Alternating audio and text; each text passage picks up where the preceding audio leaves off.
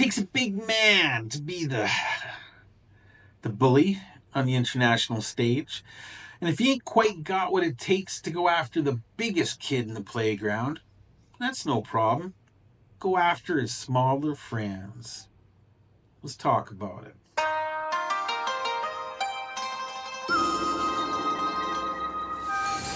大家好，我是 Suran 在中国. Hey everyone, it's Suran in China. How y'all doing today? I hope you're having a lovely day. I'm having a fantastic day as usual over here in China, and it's getting better and better all the time. Getting so much closer to that 15,000 subscriber mark. Oh, thank you so much, Xie Neiman. You've been showing me so much support with WeChat and buying me coffees, and wow, you guys are awesome. I love you. You're fantastic. But hey, I've started my new channel, Surant Travels. So many cool videos coming there. You're not going to believe it. They're not political, but they're a lot of fun. There'll be a link down in the description. Go check it out. But for now, let's talk about my favorite topic in China, and that is Donald Trump. What? Why is it always Donald Trump? I should be talking about China, not about the President of the United States. But somehow, he just keeps sticking his ugly orange nose into everything. Now, of course, it's because, if you saw my last video, he has pretty much declared that he has won the tariff war, the trade war with China, that China is capitulating. They are making late night secret phone calls to him in the White House. He and President Xi are besties. They're probably going to start golfing together. They love each other. But is it even true? Of course it's not. China has stated repeatedly that they are not in negotiations with America. They are not speaking on a daily basis, and they are not going to be as long as America and the American administration in Trump's government keeps playing the thug card and trying to bully their way through international negotiations. China won't have it. So what is America to do if China is going to ignore the tariff war? And what I mean by that is China has already very, very publicly stated they don't care at this point how many more times Trump increases the tariffs on their products, because after 50%, it doesn't matter anymore. It's essentially an embargo. People in America won't be able to afford the products regardless. So it's just blowing steam. It has no effect in reality anyway, other than making the poor Americans, the peasants, as J.D. Vance would say, even more broke, as they can't afford the daily life items that they need. Now, one thing that so many people seem to forget is that America needs Chinese-made products way more than China needs American-made products. Everything is made in China anyway. So whatever Chinese citizens, customers, global customers needed, China has it. It is only very specialty items like beef, certain alcohols, certain imported products that people might enjoy, but they're not going to die without them. In fact, President Xi has taken the tariff war to another extraordinary level in the fact that he has not just reduced tariffs on certain pharmaceuticals and vaccines and medical products that are vital to the health of the Chinese people, he has removed them altogether. Now, Trump has not done the same, but Xi has said when it comes to the health and welfare of my people, screw the tariffs. We'll just take them off so that my citizens can keep getting the medicine and the health products that they need for their lives, regardless of the bickering and infighting between governments. That is a tremendous move by the Chinese government. And whereas it's fantastic for the people of China, it is really a fist up the wazoo when it comes to America, because America couldn't possibly do the same thing without showing weakness. However, on the Chinese side, it is showing humanitarianism. It's unbelievable. It's amazing. So this whole tariff war in China is a failure, regardless what Donald Trump says. So, what do you do if the trade war has failed, the tariffs aren't working against the biggest player on the field? Well, you go after the weaker ones. You go after the smaller countries that are trade partners of that bigger country. China is now warning other countries not to strike trade deals with the U.S. that would impact Chinese interest. It is just the latest move in the increasingly bitter trade war between the U.S. and China.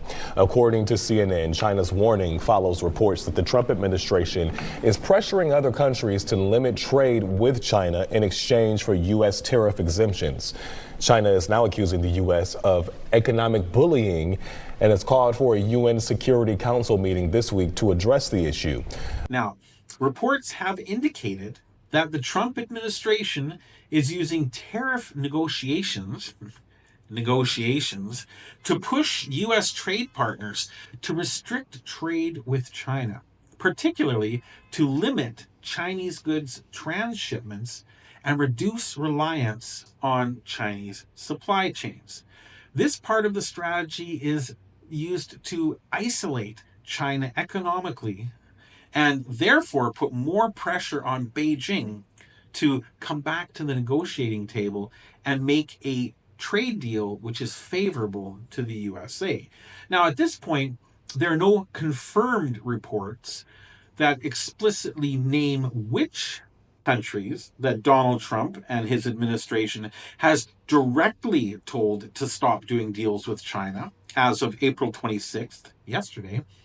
But based on information that has been received, the Trump administration has begun pressuring various countries to curb trade with China as part of its broader trade strategy. So, in other words, the trading partners in Asia, the ones that are right next to China, so logistically are key trading partners in the region, Trump is putting the pressure on them to slow down or curb completely their logistics reliance on China, their sales, imports, and exports with China, in order to pressure China to come back and make a deal with America. Now, if they don't do that, then of course Donald Trump is going to play DJ Tariff once again and start ramping up the tariffs on those countries. And whereas very obviously that failed in China, for smaller economies that could be devastating. For example, Vietnam. So why is Vietnam such a big player in this strategy?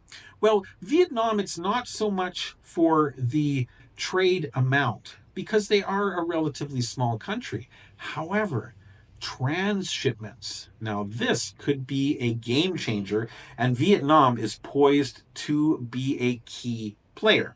So what is a transshipment? Essentially, let me break it down like this.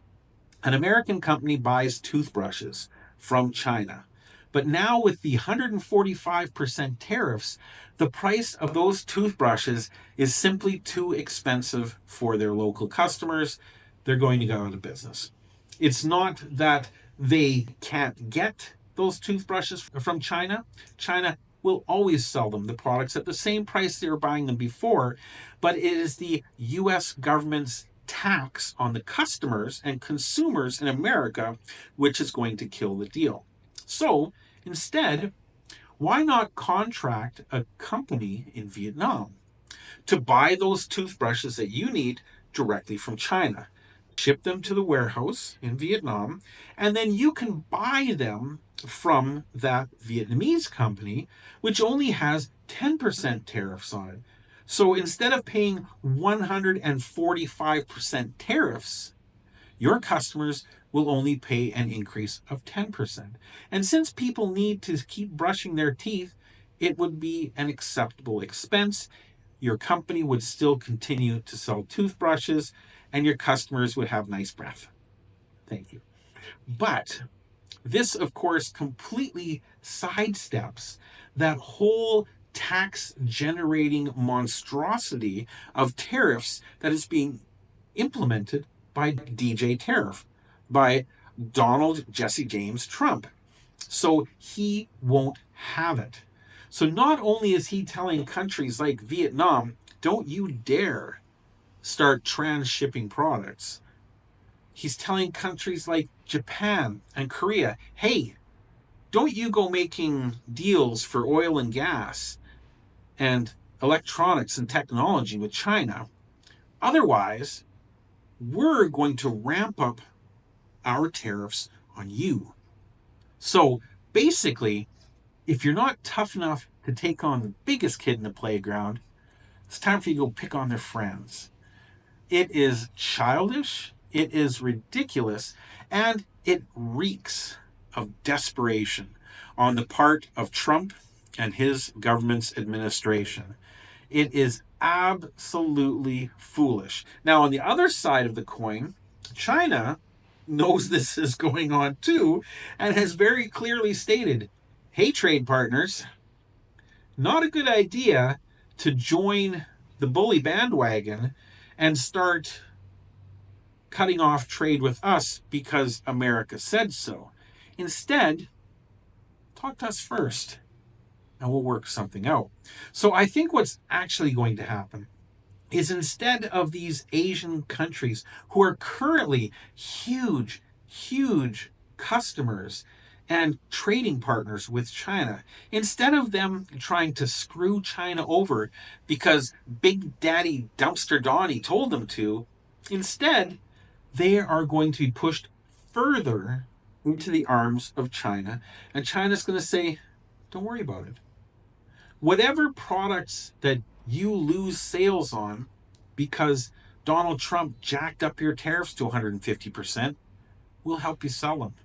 We won't charge you any tariffs.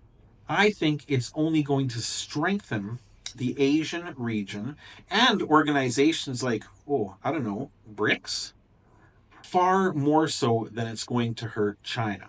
What do you think? Do you think that this secondary tariff war is going to work for Donald Trump, or is it going to be an abject failure like the first one was? Be very curious to know what you have to say. Let me know in the comments below. And hey, while you're down there, like I said, check out my new channel. I've got over 100 subscribers now. I want to see how fast I can get to 1,000. I can do with your help. Thank you so much. And the content there is going to be great. Trust me. But for now, that's all I've got for you. Thank you so much, as always, for joining me. And we will see you in the next video. Zai Jen.